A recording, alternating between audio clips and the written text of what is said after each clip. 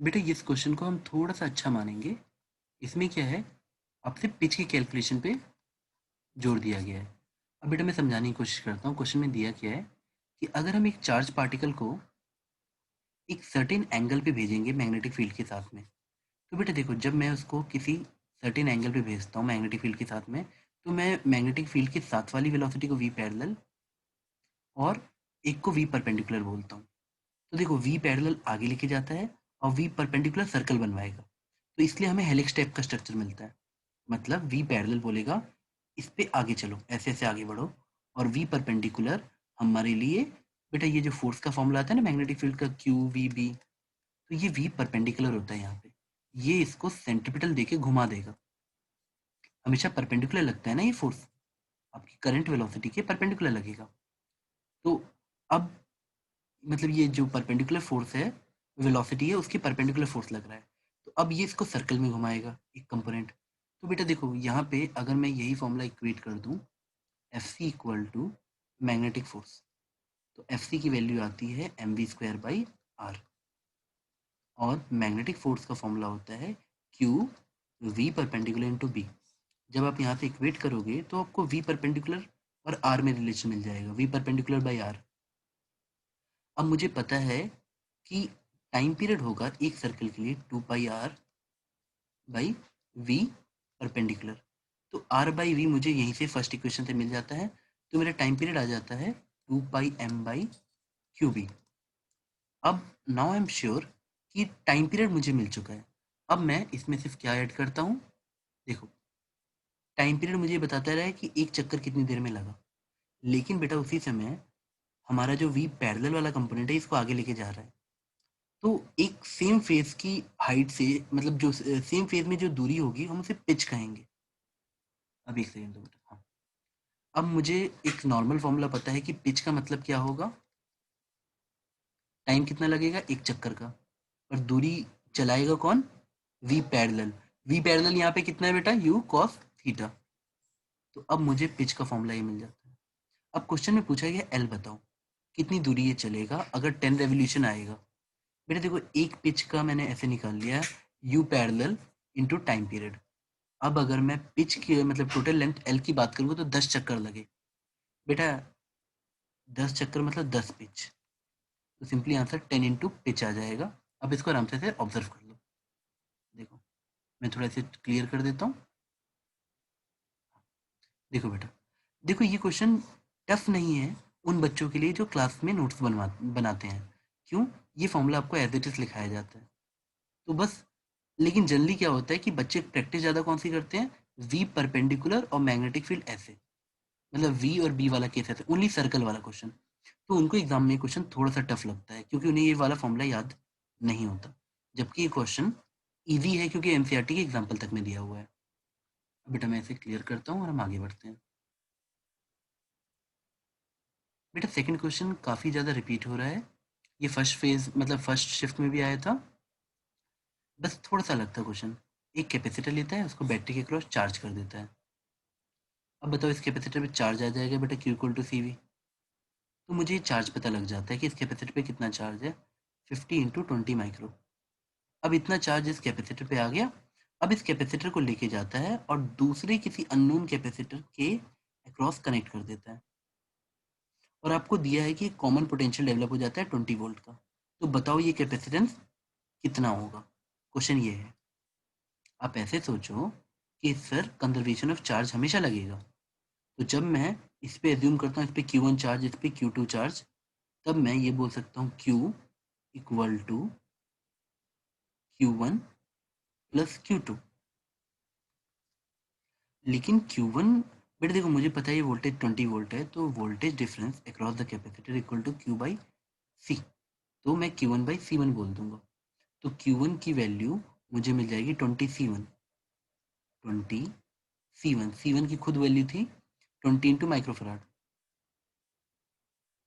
और Q2 plus में है, और Q2 की वैल्यू बेटा सेम लॉजिक पे आ जाएगी, Q2 बाई C2। Q2 मतलब C2 इंटू 20 या C इंटू 20 जो अननोन C है, C2 इंटू 20। अब बेटा देखो मुझे एक इक्वेशन मिल रही है सिर्फ ये वाली, और इसमें एक ही अननोन है। This equal to this plus this, C unknown है या इसका कैपेसिटेंस अननोन है, आपका आंसर आ जाएगा। देखो बेटा, हमेशा ना आइडियाज पे मोर फोकस किया करो। इसमें हमने कौन सी चीज लगाई है कि voltage across capacitor equal to Q by C, और conservation of charge, charge kill नहीं होगा, वो डिस्ट्रीब्यूट हो जाएगा, जो चार्ज यहाँ गेन हुआ है बैटरी से वो Q1 प्लस Q2 रहेगा। अब बेटा मैं इसको थोड़ा सा डिलीट करता हूँ, हम आगे बढ़ते हैं। थर्ड क्वेश्चंस को भी बेटा मैं ईडी की कैटेगरी में रखूंगा। हाँ, लेकिन ये थोड़ा सा अच्छा क्यों है, इसमें दो टॉपिक को मर्ज किया गया है। बेटा देखो, रेजोनेटिंग फ्रीक्वेंसी आपको फॉर्मूला पता होना चाहिए। ये हर बेटे भाई एनसीईआरटी में दिया हुआ है, कोचिंग में पढ़ाया जाता है, हर जगह आपको ये पढ़ाया जाता है, बेसिक फॉर्मूला। ठीक है, ये वो वाला है बेटा जब मिनिमम होता है। अगर कोई स्ट्रिंग है, एन की वैल्यू देखो बेटा 1 ले ली, तो ये मिनिमम के लिए मिनिमम रेजोनेटिंग फ्रीक्वेंसी ये होती है। अब बेटा देखो, पता है अगर कोई बच्चा डायमेंशन तक जानता है ना, तो ये क्वेश्चन कर लेगा। आपको क्या दिया है? Young modulus, length, density. अब बच्चा बोलेगा सर मुझे म्यू को तो ये पता था ये मास पर लेंथ होती है, तो मास तो दी नहीं है सर। सर मुझे टेंशन भी नहीं दिया है। बेटा देखो, टेंशन वो आपको देगा क्यों अगर आपको फॉर्मूले याद है तो। देखो जरा, किसी बच्चे ने बोला सर मुझे यंग मॉडुलस से याद है बेटा, क्या होता है? Stress by strain. स्ट्रेस कैसा? T by area, force per unit area by strain, delta L by L. एक बच्चा यहाँ पे कूद के पहुंच जाता। देखो बेटा, आप यहाँ तक पहुंचे। अब क्या करो, ऐसे सोचो जरा कि सर एक काम करते हैं, हम थोड़ा दिमाग लगाते हैं। कैसे दिमाग लगाओगे? आप चुपचाप से इसमें से वो निकालो, क्या कहते हैं, टी बाई है। आपको क्या चाहिए? इस म्यू को कन्वर्ट करो। हमें सिर्फ ये फॉर्मूला पता है और ये बेसिक वाले फॉर्मूले पता रहते हैं, और थोड़े टर्म का मतलब पता रहता है, mu equal to M by L. आप चुपचाप से जाओ और ऐसे लिखो, T by A equal to gamma into delta L by L. अब देखो बेटा, मैंने वैल्यू पुटिंग स्टार्ट की। देखो, मैं म्यू की जगह लिख दे रहा हूँ। अच्छा देखो, डरो मत, मैं ऐसे लिख देता हूँ, म्यू मेरा कितना है? M by L. तो बेटा म्यू की जगह मैं क्या लिख सकता हूँ? M by L. अब देखो बेटा, पहले आराम से देख लो, mu equal to M by L है। अब मैं इसको कैसे चेंज कर सकता हूँ? मुझे डेंसिटी के फॉर्म में लाना है। बेटा डेंसिटी कैसे होती है? डेंसिटी होती है मास बाई वॉल्यूम। तो मास की वैल्यू मैं लिख सकता हूँ, मास की वैल्यू डेंसिटी इंटू वॉल्यूम, यानी मैं एम की जगह लिखता rho into we by L. अब बेटा वॉल्यूम की जगह मैं लिख सकता हूँ लेंथ इंटू एरिया। देख लो बेटा, म्यू को मैंने लिख दिया रो, वॉल्यूम को लिख दिया मैंने लेंथ इंटू एरिया, नीचे वाले लेंथ से मैंने काट दिया। अब मुझे म्यू मिला डेंसिटी इंटू एरिया, और वही मैंने यहाँ लिख दिया है डेंसिटी इंटू एरिया। यहाँ तक आया बेटा? आराम से देख लो, हमारे यहाँ तक आ चुका है बेटा।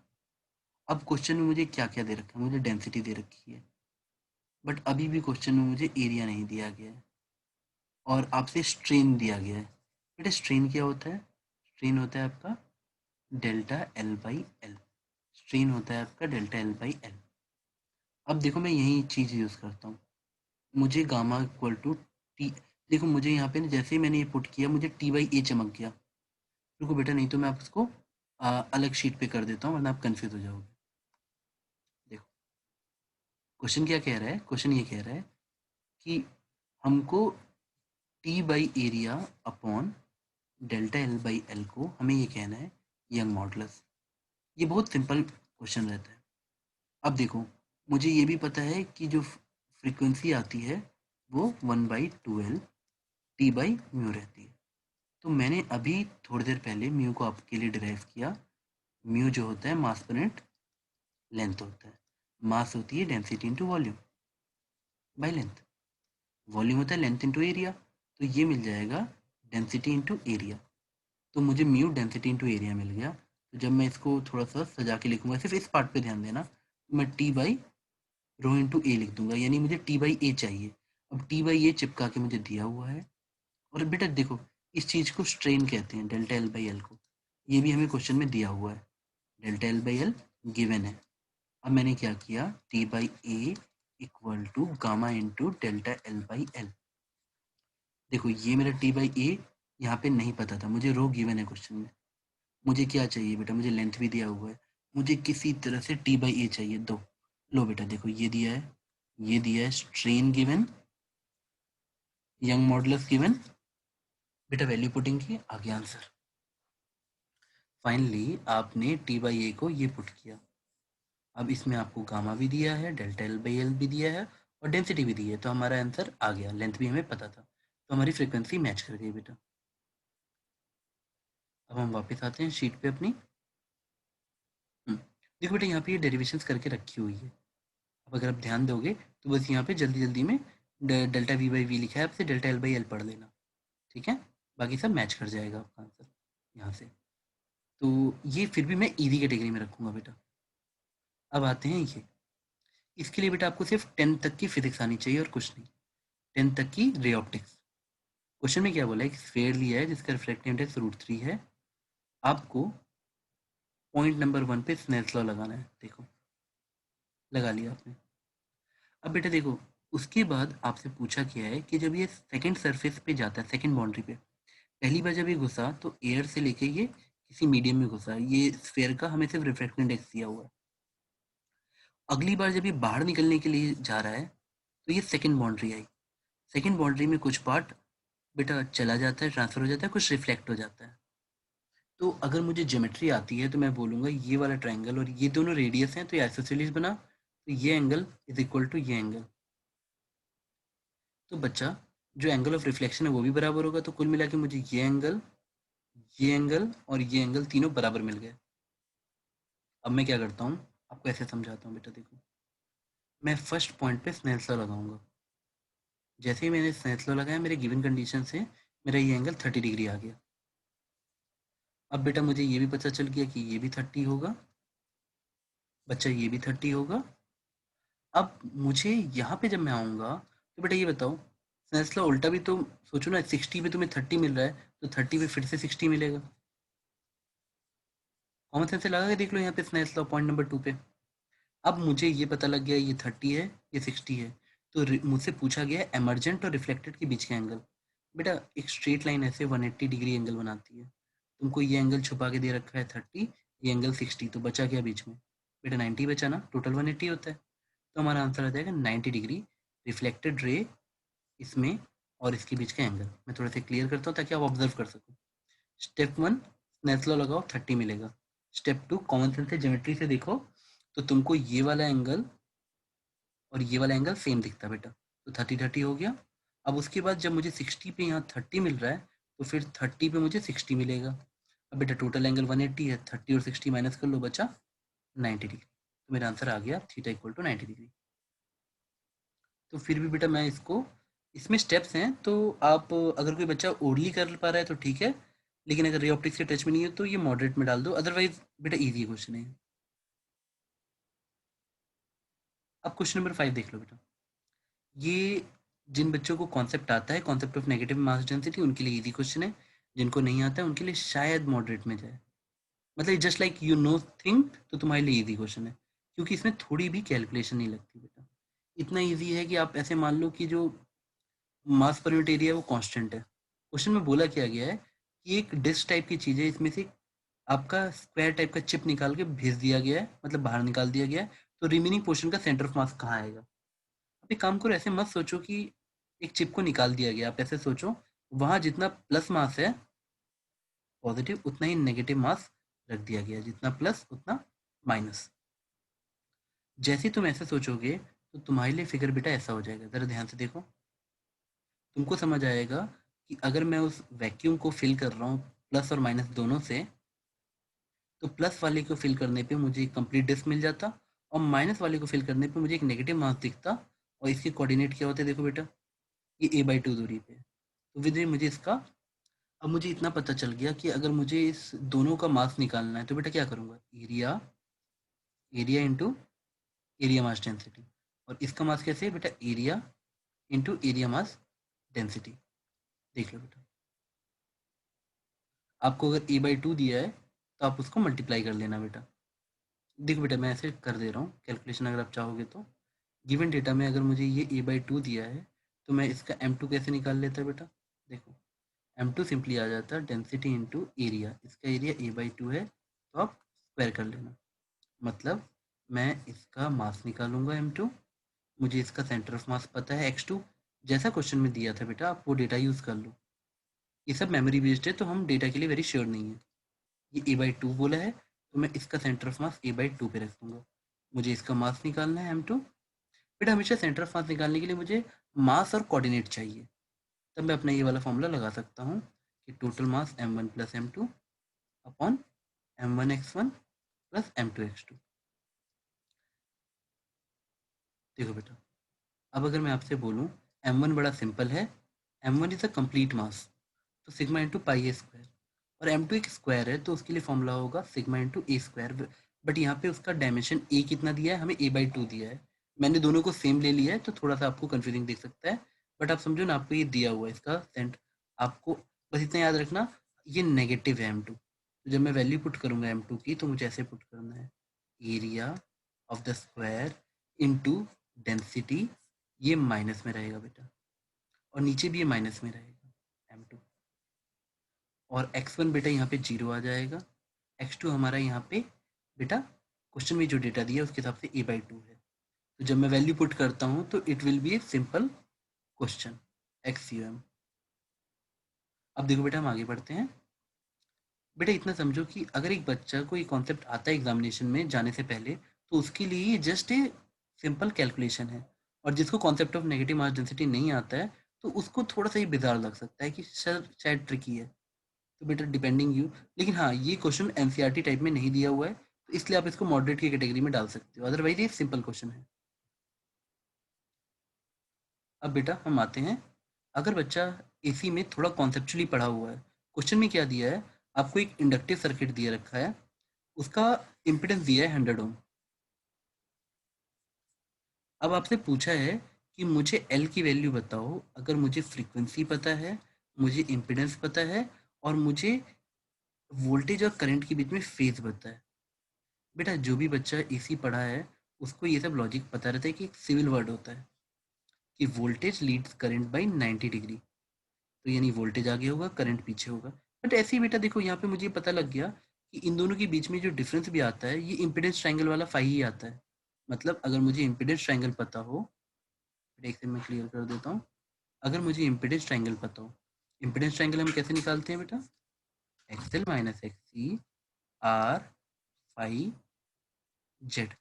अब उन्होंने मुझे फाई दे दिया है बेटा, वोल्टेज और आई के बीच का रेशियो देके, क्योंकि जब तुम करंट निकालते हो तो वी बाई जेड निकालते हो, तो जेड एंगल फाई ही जाके इससे माइनस करता है, दैट मीन्स वोल्टेज और करंट के बीच का जो फेज होगा वो इम्पिडेंस वाला ही होता है बेटा। तो अब मुझे जिस बच्चे को ये पता है लॉजिक, उसके लिए क्वेश्चन कैसा है, अरे सर 45 दिया हुआ है, मतलब omega L equal to R, और या 100 ये दे रखा है, तो यहाँ पे हम लोग कितना आसानी से निकाल सकते हैं ओमेगा एल की value, sine 45 equal to 1/√2 equal to omega L by 100। देखो बेटा फ्रीक्वेंसी दे रखी है, इंडक्टेंस पूछा है, बाकी सब गिवन है, तो जिस बच्चे को इम्पिडेंस ट्रायंगल आता है उसके लिए तो बेटा 10 सेकंड का क्वेश्चन है। पर बेटा ये बच्चे एसी को कॉन्सेप्चुअली नहीं पढ़ते हैं या वो क्लास पे ध्यान कम देते हैं तो ये मॉडरेट की कैटेगरी में चला जाएगा, जस्ट बिकॉज कि बच्चे एसी को ढंग से समझते नहीं है। अब बेटा ये तो अवेटेड रहता है क्वेश्चन, बच्चों को सबसे ज़्यादा इस टाइप के क्वेश्चन में मजा आता है, वैल्यू पुटिंग करो आंसर लो। आपको एंड गेट दिया है, और गेट दिया है, फिर एंड दिया है, फिर और दिया है। बेटा देखो कभी भी ना ऐसे क्वेश्चन एग्जामिनेशन में सॉल्व नहीं करते हैं, आपको ए बी का इनपुट दे रखा है, चारों इनपुट दिए है बेटा, मैं थोड़ा पेज नीचे करता हूँ, आपको चारों इनपुट दे रखा है और बोला है कि आउटपुट कैसा निकलेगा। बेटा बच्चे क्या करते हैं, वो इसको सॉल्व करना चाहते हैं, बोलते हैं सर मैं ऐसे लेता हूँ, सर इसमें जाएगा ए डॉट बी, सर इसमें आएगा ए प्लस बी, और फिर वो इसको पूरा सॉल्व करने की कोशिश करेंगे जाके कि सर देखिए यहाँ इनपुट आएगा, फिर सर मैं यहाँ पे लाता हूँ, देखिए सर आखिरी वाला और है ना बेटा, तो बीच में प्लस बना लो। बच्चे इतने तूफानी होते हैं कि वो बोलेंगे सर यहाँ वाले इनपुट को मैं लेता हूँ। बेटा देखो इसमें कौन सा इनपुट जा रहा है, ए डॉट बी जा रहा है, बेटा डायरेक्टली गया, देखो यहाँ से डायरेक्टली गया, यहाँ से ए प्लस बी इसमें आया, ए प्लस बी, और यहाँ से ये बेटा देखो यहाँ से फिर से एक लाइन लाके ए डॉट बी, तो इसमें क्या आया, इसके अंदर आया A plus B dot A dot B, इसके अंदर आया। और ये ऑप्शन गया और सर्किट में, तो और मतलब plus plus A dot B. अब बेटा देखो, मैं मानता हूँ कि ये स्टैंडर्ड प्रोसीजर है सॉल्व करने का, कि हाँ सर मेरा फाइनल ग्राफ मतलब इनपुट ऐसा आएगा, मतलब आउटपुट ऐसा आएगा। पर बेटा कभी भी ये एग्जामिनेशन में, जेईई मेंस में ये क्वेश्चन इसलिए नहीं दिया जाता कि आप ऐसे करो। वो चाहते हैं ये क्वेश्चन आप ऑप्शन से एलिमिनेट करो, कि अच्छा सर जीरो जीरो लेके चलते हैं, ले लो। यहाँ क्या मिलेगा, जीरो। आगे बढ़ा, जीरो मिला। यहाँ पे जीरो जीरो लिया है, जीरो प्लस जीरो जीरो। बेटा मैं मान के चल रहा हूँ आप लोग को बुलियन आएगा तो ही क्वेश्चन कर पाओगे। बुलियन जब बेसिकली आना चाहिए थोड़ा सा। जीरो और जीरो का ऐड लोगे फिर से जीरो, यानी जब मुझे जीरो जीरो इनपुट मिलेगा तो मेरा आउटपुट भी जीरो आएगा। तो फर्स्ट केस के हिसाब से मुझे जीरो आउटपुट मिलना चाहिए। अब देखो, अगर मैं स्टैंडर्ड प्रोसीजर मानता तो मुझे एक मिलता, फिर मैं इसका ट्रुथ टेबल बनाता। मैं क्यों करूँ, मैंने ट्रुथ टेबल ही आंसर है। पर जब मुझे वो एक ही केस से आंसर मिल गया तो मैं बाकी तीन केस क्यों सॉल्व करूँ, या उसका फॉर्मूला निकालने के लिए मुझे नहीं बोला गया है बेटा। अगर आप वैल्यू पुटिंग से करते तो ये क्वेश्चन 30 सेकंड में हो जाता। और अगर आप स्टैंडर्ड आंसर निकालते कि आउटपुट क्या आएगा, उसके बाद फिर ट्रुथ टेबल बनाते, तो बेटा ये सब्जेक्टिव क्वेश्चन की अप्रोच हो जाती है। ऑब्जेक्टिव क्वेश्चन के लिए आपको सिर्फ वैल्यू पुटिंग करनी थी और आगे बढ़ जाना था। हम लकी हैं तो यहाँ एक में मिल गया कि हमारा फर्स्ट वाले मैच कर गया, वरना दूसरे तीसरे तक ये मैच कर जाता है। दो में ही मैच कर जाता है बेटा, जनरली हर बार दो तक ही मैच कर जाता है। हम आगे बढ़ते हैं। बेटा देखो, इसमें डाटा थोड़ा क्लियर नहीं था, तो एक साइक्लिक प्रोसेस दे रखा है। अब ये नहीं है बेटा ग्राफ, मैंने ऐसे ही बना दिया, इसको हटा दो। आप कोई भी ग्राफ, कोई भी साइक्लिक प्रोसेस इमेजिन कर लो। तो हमको क्या दे रखा है कि एफिशिएंसी 50% है। बेटा देखो, कभी भी एफिशिएंसी को हम लोग डिफाइन करते हैं हमेशा आउटपुट बाय इनपुट, हमेशा आउटपुट बाय इनपुट। तो उन्होंने मुझे दे रखा है Q1 कितना है, Q2 कितना है, Q3 कितना है, Q4 कितना है, और एफिशिएंसी 50% है। देखो, अगर ग्राफ में कभी भी एनर्जी आई है बेटा, एनर्जी आई है, तो हम लोग क्या करेंगे। देखो, अगर उन्होंने मुझे कुछ डेटा दे रखा हो अच्छे से तो हम लॉजिक लगा सकते हैं, लेकिन यहाँ पे मुझे डाटा ढंग से मिला नहीं है। मैं बेटा इस कॉन्सेप्ट बता देता हूँ, कॉन्सेप्ट क्या होता है। सपोज मैं आप लोगों से कोई साइक्लिक प्रोसेस करवा रहा हूँ, तो what ever work done I am doing, बेटा वर्क डन कैसे निकाल सकते हो, area of this close cycle, जो भी आपने बनाई है, जिस टाइप की भी साइकिल बनाई है। बेटा देखो, उन्होंने मुझे स्टेप्स नहीं बताए कौन सा है, तो मेरे लिए एज्यूम करना कि कौन सी वाली साइकिल बनेगी, या जो आपके कोर्स में स्टैंडर्ड साइकिल है वैसी लेना है बेटा, ऐसे एज्यूम करना गलत होगा। तो मुझे स्टेप्स के बारे में कोई इन्फॉर्मेशन नहीं है कि कौन से स्टेप्स फॉलो हो रहे हैं, एक दो तीन चार ऐसे भी आ सकता था एक ही बार में। तो आई रियली डोंट नो बेटा कौन से स्टेप्स उन्होंने फॉलो किए हैं। बट आपको एफिशिएंसी दे रखी है 50%, दैट इज 1/2। और आपको इस तरीके का समझ आना चाहिए कि एफिशिएंसी होती है वर्क डन बाई, यानी आउटपुट, आउटपुट बाई इनपुट। देखो बेटा, मैं आउटपुट उसको बोलूंगा जो एरिया अंडर द ग्राफ आता है, ये वाला this will be called output. अच्छा बेटा, मैं आपको समझाने की कोशिश करता हूँ। सपोज बेटा, एक एग्जांपल के लिए, कि मैंने सर्किट में Q1 एनर्जी दी, Q2 एनर्जी दी, और मुझे यहाँ से Q3 और Q4 बाहर निकल गया। तो बेटा एक्चुअली में मेरे अंदर ट्रैप्ड कितना रहा, Q1 plus Q2 minus Q3 minus Q4, जो मैंने डेटा आपको दिया, ये मेरा अंदर चला गया यहाँ पे। ये Q1 Q2 का पेट्रोल जला या इंजन में कुछ जला, इतनी एनर्जी इनपुट हुई। तो बेटा Q1 and Q2 will be called input, और Q3 एंड Q4 हमारा एग्जॉस्ट हो गया। तो हमें कितना कंज्यूम कर, वर्क डन आउटपुट कितना आया बेटा, हमारा आउटपुट आ जाता जितना ये डिफरेंस है, यानी एरिया जितना आया, यानी Q1 plus Q2 minus Q3 minus Q4, यानी जितना ये एरिया अपने अंदर साइक्लिक प्रोसेस रखेगा। अब जिस भी टाइप की साइकिल बनाओ, मैं इस एरिया की बात कर रहा हूँ जो अंदर ट्रैप्ड हुआ एनर्जी, ये हमारा total heat in minus heat out से मिलता बेटा, heat in minus heat out, ये मुझे मिल जाता मेरा वर्क डन या नेट एनर्जी जो हमारे साइकिल को मिली upon total heat in, this is called efficiency. तो बेटा डेटा नहीं है मेरे पास प्रॉपर, तो आप इस क्वेश्चन में जो रैंडम आंसर दिया है इसको इग्नोर करो, जिससे मैं ये क्वेश्चन एनटी रिलीज कर देगा, मैं प्रॉपरली सॉल्व करके दूंगा। मेथड यही होता है कि हमें एफिशिएंसी का मतलब समझना होता है। Efficiency is well defined by बेटा इनपुट नीचे और आउटपुट ऊपर। आउटपुट का मतलब एरिया ट्रैप्ड, इनपुट का मतलब heat given to the circuit. बस इतना ही फॉर्मूला लगना था और हमें जो अननोन दिया रहता हम निकाल लेते। तो डेटा इनसफिशिएंट क्वेश्चन है, मेरे पास डेटा नहीं है बेटा, इसलिए मैं इसको सॉल्व नहीं कर सकता, लेकिन मैंने आपको बता दिया कि होगा क्या एक्चुअली में, क्वेश्चन कैसे सॉल्व होगा। नेक्स्ट क्वेश्चन पे आते हैं बेटा। फर्स्ट शिफ्ट में भी वेरिएशन ऑफ जी पूछा था, इस बार भी वेरिएशन ऑफ जी पूछा है।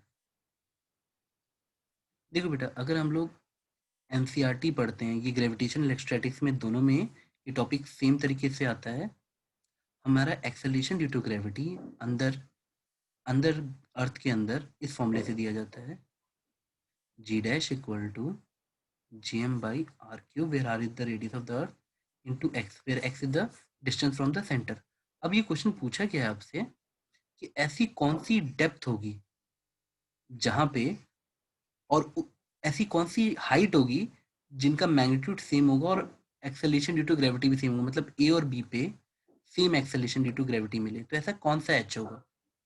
तो बेटा इसके लिए आप सिंपल सा लॉजिक क्या लगाएंगे कि सर मुझे टेक्निकली पूछा क्या गया है कि भाई वो कहाँ पे ये दोनों बराबर होंगे। हाँ और मुझे ये एक्स सेंटर से मुझे बराबर डिस्टेंस चाहिए, किस बराबरी दूरी पे ये दोनों, मतलब मैं पीछे अगर एच जाऊं और मैं एच आगे जाऊं तो मुझे कहाँ पे ये दोनों बराबर मिलेंगे। तो मुझे ये एच निकालना है कि, और ये एक्स इक्वल टू आर पे पीछे कितना जाऊं और आगे कितना जाऊं। बेटा तो जिस बच्चे को पता है कि बाहर के लिए तो सिंपल सा फॉर्मूला होता है, g equal to G M by R square, where R is the distance from the centre of the earth, तो ये लगता। तो मैं जैसे ही इन दोनों को इक्वेट करूंगा फॉर्मूलों को, अंदर के लिए एक्सेलरेशन ड्यू टू ग्रेविटी और बाहर के लिए, बट याद रखना x is the distance from the centre, तो तुम जैसे ही इसको देखोगे तुम्हें ये चीज क्लिक कर जाएगी। देखो बेटा हमने एक्स को क्या लिया, रुको मैं इसे क्लीन कर देता हूँ थोड़ा, आपको क्लियर दिखेगा। यहाँ पे मेरा एक्स क्या आ जाएगा बेटा, आर माइनस एच, और यहाँ बी के लिए मेरा एक्स क्या आ जाएगा, आर प्लस एच। इसका थोड़ा माइंड करना, वरना जिस बच्चे को ये ग्राफ याद रहता है, बेटा देखो मैं हर बार क्लास में पढ़ाते वक्त ये बोलता हूँ कि ये क्वेश्चन आता ही आता है, इट्स अ पेट क्वेश्चन, वो किसी भी फॉर्म में पूछेगा पर ये पूछेगा जरूर। ग्रेविटेशन में नहीं आया तो इलेक्ट्रोस्टैटिक्स में चिपका देगा, पर ये चिपका देगा आपको ये क्वेश्चन। देखो बेटा हम आगे बढ़ते हैं, हमने वैल्यू पुटिंग की। अब बेटा देखो कैलकुलेशन में मेरा इंटरेस्ट नहीं है तो मैं इसको स्किप कर रहा हूँ, आपने सिर्फ इससे वैल्यू पुट की, you will get H in terms of R. अब बेटा देखो ये फर्स्ट शिफ्ट में भी वाईडीएससी का बेसिक क्वेश्चन आया था, again they have given A YDSC basic question, जो बच्चा भी सॉल्व करता है उसे नंबर ऑफ फ्रिंज 1/λ इनवर्सली होते हैं, ये वैल्यू आपको देखो बेटा सिंपली आपको ये रिलेशन याद रहता है, बहुत बेसिक है, और आपको वैल्यू पुटिंग करा दी है इस क्वेश्चन में, तो कुछ भी नहीं है। तो जो भी बच्चा 12th पढ़ रखा है उसके लिए क्वेश्चन मतलब कैंडी की तरह होगा, जस्ट वो खा जाएगा तुरंत कि भाई बहुत सिंपल है, तो ये क्वेश्चन कोई मिस नहीं करके आया होगा। बेटा देखो बस आपको एक बार n1 दिया है, λ1 दिया है, λ2 दिया है, n2 पूछा है, तो वैल्यू पुटिंग है।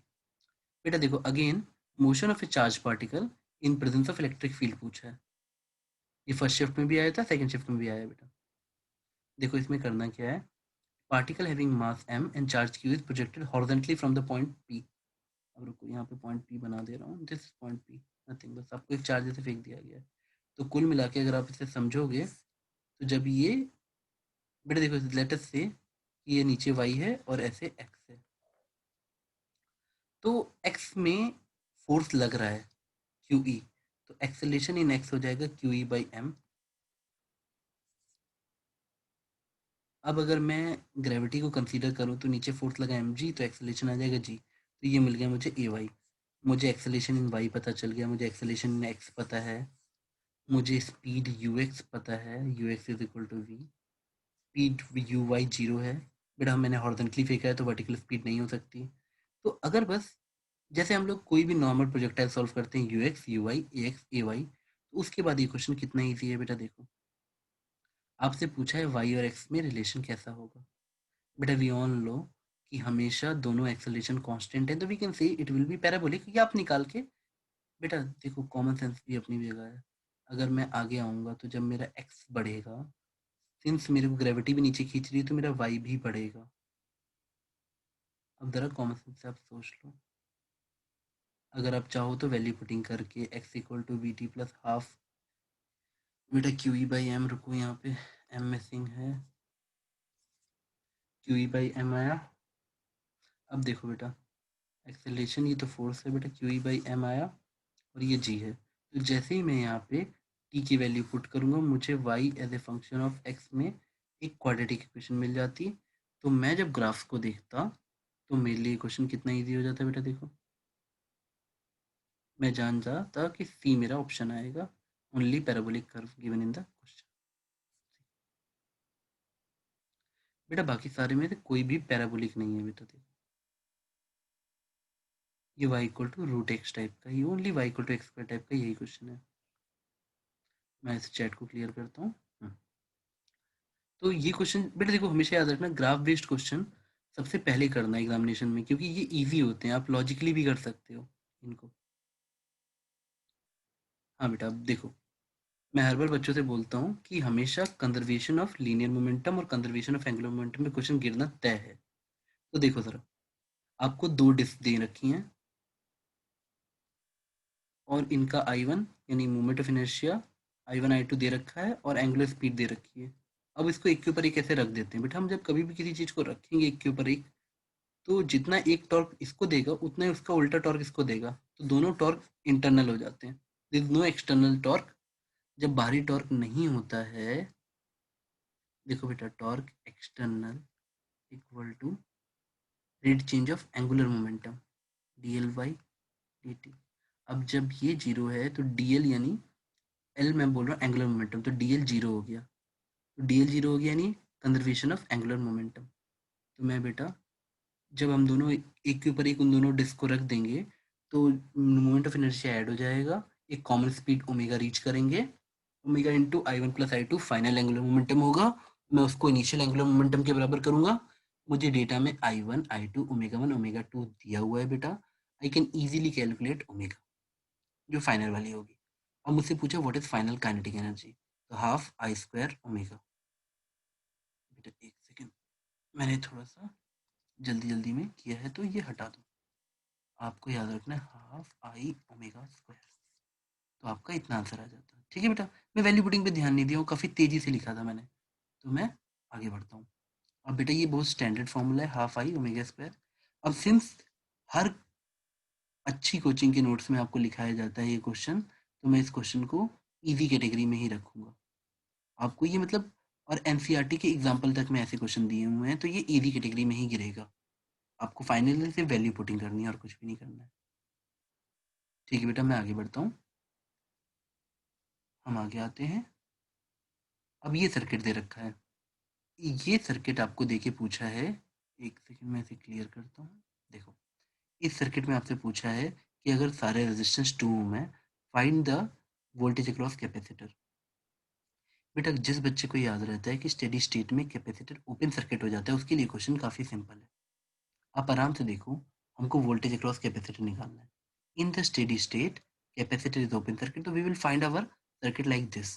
बेटा मैंने यहाँ वाला रेजिस्टेंस मिटा दिया है, देखो यहाँ पे भी R5 था, मैंने क्यों मिटा दिया बेटा, जब ये ओपन सर्किट हो गया तो करंट नहीं जाएगा, तो इस पॉइंट का और इस पॉइंट का पोटेंशियल सेम होगा, इसलिए मैंने सीधे बी लिख दिया। पहले मैंने बी यहाँ लिखा था कैपेसिटर के इस एंड पे, फिर मैंने यहाँ लिख दिया। अब सिंपल सी बात सोचो कि मेरा ये सर्किट है, मुझे ए और बी के बीच में पोटेंशियल डिफरेंस निकालना है, वही मेरा आंसर होगा। बेटा ये 2 और ये 2 सीरीज में है, तो 4 in series with 2 it will become 4/3 और ये रेजिस्टेंस 2। तो मैंने फाइनली सर्किट में करंट निकाल लिया 3 एम्पेयर, यानी बैटरी से जो करंट निकलेगा वो आ जाएगा 3 एम्पेयर। देखो बेटा ये दोनों सीरीज में इसके साथ पैरेलल में, तो 4 पैरेलल टू 2 इज 4/3 और फिर उसके साथ सीरीज में 2, अब मुझे टोटल रेजिस्टेंस पता लग गया, टोटल वोल्टेज पता है, तो मैंने करंट निकाल लिया 3 एम्पीयर। तो अब तक यहाँ पे कोई दिक्कत नहीं हुई। अब मैं क्या किया, उसके बाद करंट डिवीजन रूल लगाया। देखो मुझे यहाँ से पता चल गया, एक सेकंड रुको, हाँ, कि यहाँ से 3 एम्पीयर आ रहा है। अब मैंने यहाँ करंट डिवीजन रूल लगाया। जो मेरा I2 है, I2 वो होगा बेटा, पैरेलल में करंट बढ़ता है, टोटल करंट यानी 3 एम्पीयर इंटू अपोजिट वाला resistance 2 upon total resistance 2 upon, मतलब 2 अपॉन 2 प्लस 4 यानी 6। अब बेटा इसको जब मैं सॉल्व करूंगा तो मुझे 1 एम्पीयर मिलेंगे, यानी मुझे पता लगे ऊपर 1 एम्पीयर गया है। बेटा देखो मैंने बी पे 0 ले लिया, यहाँ पे इस पॉइंट पे। अब यहाँ का पोटेंशियल 10, यहाँ का पोटेंशियल 10, बीच में कोई एलिमेंट ही नहीं, तो 10 तक यहाँ पहुँच गए। और फिर यहाँ से यहाँ मुझे पता है आई आर ड्रॉप होता है, तो 10 माइनस आई आर, आर की वैल्यू 2 दी है क्वेश्चन में, आई टू मेरा 1 एम्पीयर आया है, तो 10 माइनस 2 8 वोल्ट। ए पे 8 मिल गया और बी पे 0 है, तो कैपेसिटर के क्रॉस वोल्टेज 10 वोल्ट आ गया बेटा। मैं इसे क्लियर करता हूँ। तो ये क्वेश्चन मैं मॉडरेट इसलिए रखूंगा, जो बच्चे न्यूमेरिकल्स करते हैं उनके लिए क्वेश्चन ईजी है, लेकिन बच्चा जो सुपरफिशियली जेई मेंस को समझते हैं कि ऊपर ऊपर से पढ़ के चले जाओ, तो उनसे ये क्वेश्चन एग्जाम में नहीं होता, लेंदी में गिर जाता है। तो आप इसे मॉडरेट में रख लेना। ये सिर्फ उन बच्चों के लिए अच्छा है जो न्यूमेरिकल प्रैक्टिस करते हैं। बेटा ये थोड़ा सा कॉन्सेप्चुअल क्वेश्चन है, मैं समझा देता हूँ। आपको एक आइडियल गैस दे रखी है क्लोज बॉक्स में, और पूछा है what will happen when we will increase the temperature. अब बेटा देखो, जो केटीजी की एजम्पशंस पे फोकस करता है, मैं हर बार बच्चों से बोलता हूँ कि whenever you study KTG 90% of the questions come from assumptions only. बेटा केटीजी के एजम्पशंस में वो ये बताता है कि जो पार्टिकल्स की साइज है वो ऑलमोस्ट नेग्लिजिबल है, बहुत दूरी है उनके बीच में आपस में। अब बेटा देखो, एक सिंपल सी बात समझो, जो मैं मीन फ्री पाथ की डेरिवेशन करता हूँ, तब मैं क्या देखता हूँ कि जो लेंथ की वैल्यू आती है वो कभी भी टेम्परेचर पे फंक्शन नहीं होती, उसमें सिर्फ एक डेंसिटी का टर्म आता है। तो या तो आप मैथमेटिकली समझ जाओ, या तो आप कॉमन सेंस से ऐसे समझ जाओ कि पार्टिकल्स के बीच में टेम्परेचर बढ़ाने से ये जो एवरेज सेपरेशन है वो ज़्यादा चेंज नहीं होता, क्योंकि ऑलरेडी मैं यूनिफॉर्म क्या कहते हैं, यूनिफॉर्म डिस्ट्रीब्यूशन मान चुका हूँ। तुम्हारे टेम्परेचर बढ़ाने से ये रैंडम मोशन हर जगह रैंडमली डिस्ट्रीब्यूट होगा, तो लेंथ चेंज नहीं होगी। बेटा स्पीड बढ़ती है, देखो लेंथ पे कोई फर्क नहीं पड़ा, दो सक्सेसिव कोलिजन की एवरेज दूरी पे कोई फर्क नहीं पड़ा। कहाँ फर्क पड़ा, स्पीड बढ़ गई तो अब जल्दी जाएगा, तो टाइम कम हो जाएगा, टाइम कम हुआ तो रिलैक्सेशन टाइम कम हो जाता है।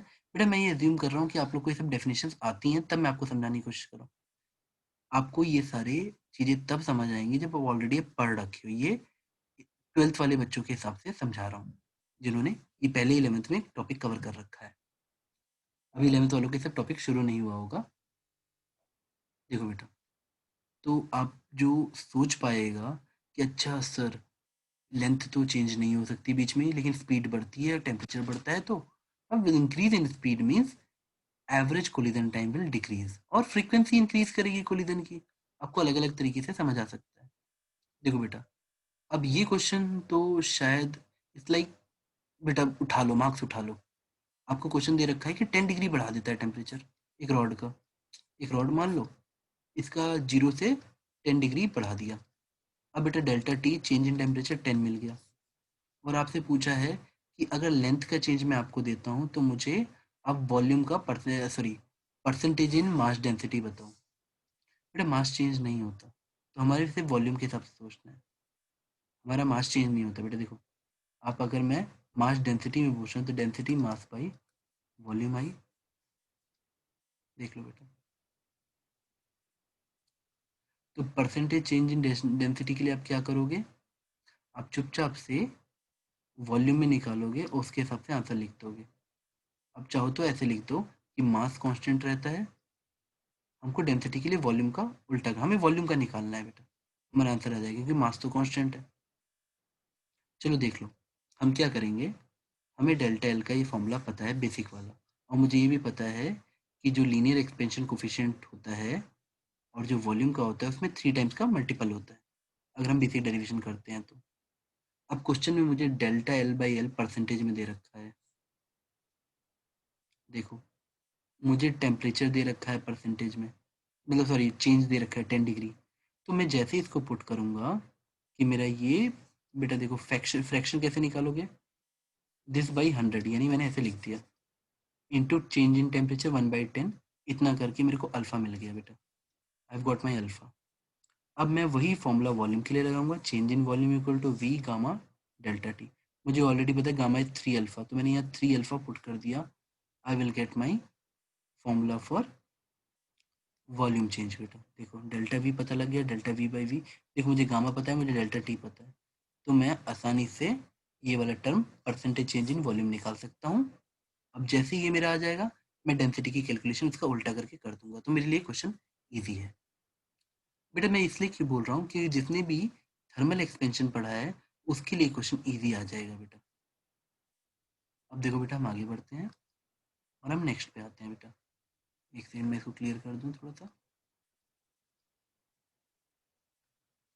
देखो बेटा क्वेश्चन में, नेक्स्ट क्वेश्चन में अगर कोई भी बच्चा सिर्फ इतना तक जानता है कि सर जो मैग्नेटिक डाइपोल मोमेंट होता है वो NIA होता है, और अगर आपको एरिया वेक्टर प्रॉब्लम हो तो आप ऐसा सोचो कि अगर करंट मैंने ऐसे एंटी क्लॉकवाइज लिया है तो बाहर की तरफ आएगा, और अगर मैंने करंट क्लॉकवाइज लिया है तो अंदर की तरफ जाएगा। अब यहाँ देखो आपको दो लूप ऐसे दे रखी है कि एक लूप आपको दिखेगी वाई और इस प्लेन में, जेड प्लेन में, और एक दिखेगी एक्स और, देखो वाई ऐसे बनाया है हमने और जेड ऐसे, तो दूसरा वाला हमें दिखेगा एक्स और इसमें जेड में।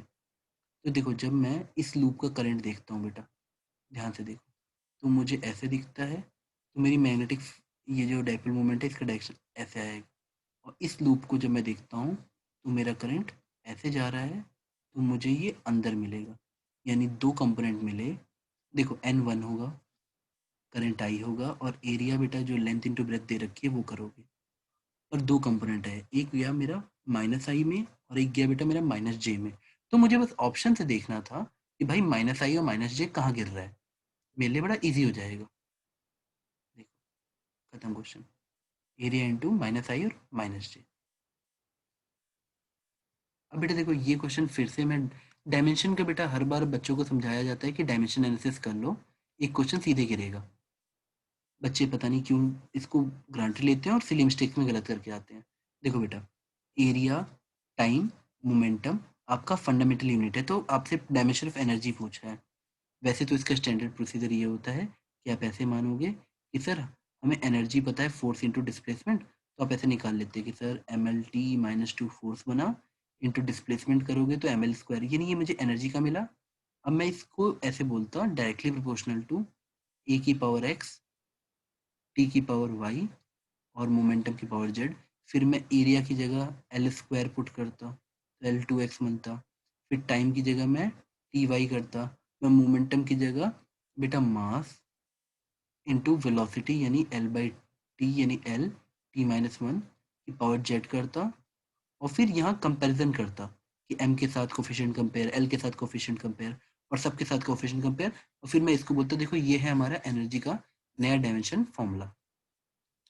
बेटा देखो लेकिन इस क्वेश्चन में जानबूझ के उन्होंने वैल्यू ऐसे दी कि एक बच्चा अगर कॉमन सेंस लगाए कि energy equal to force into displacement, force को हम लिख सकते हैं change in momentum by time.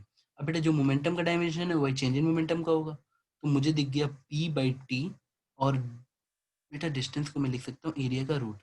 तो मैं बिना क्वेश्चन सॉल्व किए बच्चों की तरह वैल्यू पुट कर सकता हूँ, यहाँ ऐसे चक्करों में ना पड़ के। तो आप एक बार ऑप्शन देख के करोगे तो आपको स्ट्राइक भी कर सकता है कि हाँ सर ऑप्शन से हो जाता, अगर हम देखते तो आपको तुरंत दिख जाता है ना बेटा। देखो फोर्स होता है change in momentum by time, तो मुझे P और T तुरंत दिख जाता, और एरिया P/T मेरे लिए फोर्स है, डिस्प्लेसमेंट चाहिए तो एरिया का रूट ले लो। तो अगर इस तरह से आप सोचते तो आपको सबसे जल्दी आंसर मिलता। बेटा एग्जाम में टाइम ही एसेंस रहता है, जितनी जल्दी किसी बच्चे का दिमाग चलता है उसको उतना फायदा होता है। अब मैं आता हूँ इस पे।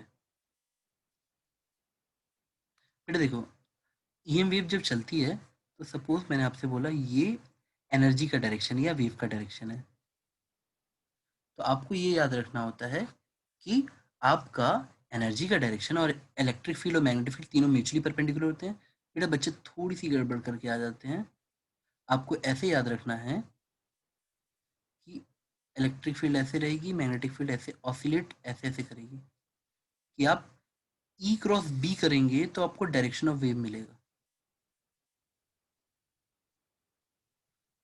तो जो इस बच्चे को ये आता, क्वेश्चन में क्या दे रखा है, आपको इलेक्ट्रिक फील्ड और मैग्नेटिक फील्ड का यूनिट वेक्टर दे रखा है, आपको सिर्फ ई क्रॉस बी करना था, फिर उसका यूनिट वेक्टर निकाल लेना था। तो ये क्वेश्चन काफ़ी इजी है जिस बच्चे को ये प्रॉपर्टी याद है। इसके बाद वो सिर्फ सिली मिस्टेक कर सकता है और कुछ नहीं बेटा। आपने क्रॉस प्रोडक्ट लिया, वैल्यू पुट की, आंसर आ गया। बेटा नेक्स्ट क्वेश्चन हमारा सिंपल सा कॉन्सेप्ट है कि देखो, अगर मुझे कभी भी, मैं ऐसे समझाता हूँ, कोई शेल है, मुझे शेल के अंदर कभी पोटेंशियल निकालना हो तो वो सिर्फ के क्यू बाई आर होता है, where R is the radius. बाहर निकालना हो तो के क्यू बाई डिस्टेंस। ये थ्योरी हो गई इसकी, चलो इसको साइड करते हैं, क्वेश्चन को देखते हैं क्या पूछा है। आपको दिया है कि दो शेल्स हैं, दोनों पे चार्ज डेंसिटी सेम है। देखो बेटा, दोनों पे चार्ज डेंसिटी सेम है, अंदर भी सिग्मा है, बाहर भी सिग्मा है। तो एक बच्चा यहाँ से तुरंत ये समझ जाता कि चार्ज डेंसिटी सेम होने का मतलब है कि भाई सिग्मा सिग्मा बराबर है। अब मुझे ये इनर का रेडियस स्मॉल आर दिया है और बाहर का रेडियस कैपिटल आर दिया है, तो मैं अगर चार्ज डेंसिटी समझूं तो होता है बेटा charge upon area, surface area.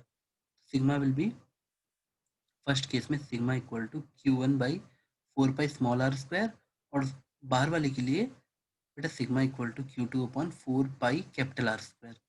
अब बेटा यहाँ से मैं Q1 और Q2 निकाल सकता हूँ, ठीक है, और फिर उन दोनों को ऐड कर दूंगा तो टोटल चार्ज आ गया। देखो मुझे यहाँ तक मिल गया Q1 + Q2 4 पाई। अच्छा ये रुको, यहाँ पे ना ये स्मॉल आर लिख लेना, ठीक है। अब यहाँ तक मुझे मिल गया। अब मैं आगे बढ़ता हूँ। जैसे ही मुझे ये मिला, मुझे बोला गया है कि electric potential at the centre निकालना है। बेटा मुझे जब Q1 Q2 पता है तो पोटेंशियल कैसे निकालूंगा, दोनों के मैं अंदर हूँ, यानी KQ1/रेडियस, KQ2/रेडियस। अब मैं यहाँ तक पहुँचा बेटा, मुझे Q1 का फॉर्मूला पता था, मुझे Q2 का फॉर्मूला पता था। मैंने, देखो बेटा, देखो एक सिंपल सी बात है, मैंने इसमें पुट कर दिया वैल्यू Q1 और Q2, मुझे कट के तुरंत आंसर इतना मिल जाएगा। तो I will consider this case as a moderate, because बच्चे ये वाले क्वेश्चंस कम करते हैं, नॉट बिकॉज क्वेश्चन टफ है, बच्चे कम करते हैं ये वाले क्वेश्चन। अब देखो ये क्वेश्चन शायद सबसे इजी होगा, क्योंकि जब हम लोग सरफेस टेंशन पढ़ते हैं तो एक कैपिलरी राइज का इतना इजी फॉर्मूला बनता है कि जो हर बच्चे को याद रहता है। आपको सोचो, एंगल दिया है, सब कुछ दिया है बेटा, हाइट पूछिए, अब इससे वो क्या इजी क्वेश्चन बना सकता है। It is pure formula based. आपको सरफेस टेंशन दे रखा है, आपको बेटा देखो एंगल दे रखा है, आपको रेडियस दे रखा है, देखो अब क्या देगा बेटा, सब कुछ गिवन है, आपको सिर्फ एच पूछा है। तो वैल्यू पुटिंग के हिसाब से ये क्वेश्चन काफी इजी में गिरा। अब देखो बेटा, यहाँ पे नेक्स्ट क्वेश्चन पूछा गया है कि एक, बेटा देखो इसकी नल रीडिंग आती है एक डिस्टेंस पे 51 सेंटीमीटर पे। अगर आपको ये अननोन ईएमएफ निकालना आता है, लेकिन बेटा देखो यहाँ पे ना उन्होंने पोटेंशियल ग्रेडियंट पूछा है वायर ए बी का। पोटेंशियल ग्रेडियंट होता है वोल्टेज पर यूनिट लेंथ। अब देखो इतना इजी क्वेश्चन उन्होंने दिया है, खुद ही बोल रहे हैं कि इतना वोल्टेज 51 सेंटीमीटर पे बैलेंस हुआ है, तो बेटा वोल्टेज कितना 1.02 वोल्ट और सेंटीमीटर कितना 51, तो बस डिवाइड कर दो आपको आंसर मिल जाएगा। तो ये सिर्फ डेफिनेशन ऑफ पोटेंशियल ग्रेडियंट जिन बच्चों को आती है कि पोटेंशियल पर यूनिट लेंथ, तो उनके हिसाब से बेटा देखो तो ये क्वेश्चन बहुत ईजी है।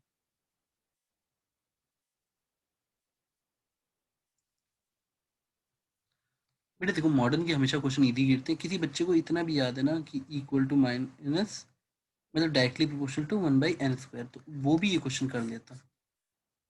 आपको दे रखा है कि एक हाइड्रोजन एटम में, देखो मैं ऐसे समझा देता हूँ कि n+1 से वो nth स्टेट में फ्रीक्वेंसी, देखो बेटा एक हाइड्रोजन एटम इलेक्ट्रॉन जंप करता है ऊपर से नीचे, बेटा ऊपर की एनर्जी ज़्यादा होती है, नीचे की कम। तो ऊपर से जब वो नीचे आता है तो हाई एनर्जी से लो एनर्जी पे आया, तो बची हुई एनर्जी कहाँ गई, हम वो, देखो nth का आपको वो दे रखा है एनर्जी का फॉर्मूला, हम ये डिफरेंस निकालना है, हमने एनर्जी का डिफरेंस निकाला और उसी को पूरा लाइट में कन्वर्ट कर दिया, एच न्यू में, एच एफ में। हाँ, क्वेश्चन में अब आपसे पूछा गया है कि जो फ्रीक्वेंसी रिलीज होगी वो एन के साथ क्या रिलेशन होल्ड करेगी, और आपको दिया है कि N is much much greater than 1। तो बेटा जैसे हम इसमें मैथमेटिकली पुट करते हैं तो हमको तुरंत मिलता है, अच्छा इसको सॉल्व करने पे ऊपर मिल गया 1 + 2n, और नीचे तुम्हारा एन स्क्वायर इंटू n+1 का होल स्क्वायर। अब बेटा देखो मेरा n काफ़ी बड़ा है 1 से, तो ऊपर मुझे 2n दिखेगा, 1 + 2n 2n दिखा, और नीचे मुझे एन स्क्वायर, बेटा n+1 is same as n, तो मुझे नीचे n⁴ दिखा, तो मेरे लिए ये 2/n³ टाइप का बन गया। और अगर मुझे सिर्फ n से रिलेशन मिला है, पूछा है, तो frequency is directly proportional to 1/n³। तो ये क्वेश्चन इतना इजी है, अगर आप बच्चे को सिर्फ ये फॉर्मूला याद है, इवन ये तक याद होने पे बच्चा कर लेगा।